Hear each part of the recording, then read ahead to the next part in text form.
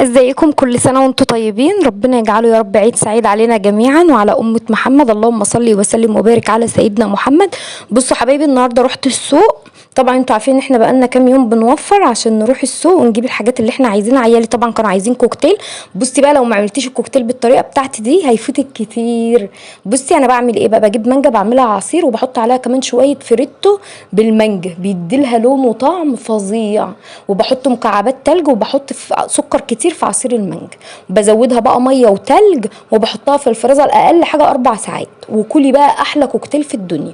جبت في الكوكتيل ده العنب بقى ب60 جنيه، وجبت موز، وجبت مانجا، قطعت مكعبات مانجا، وجبت تفاح. تمام.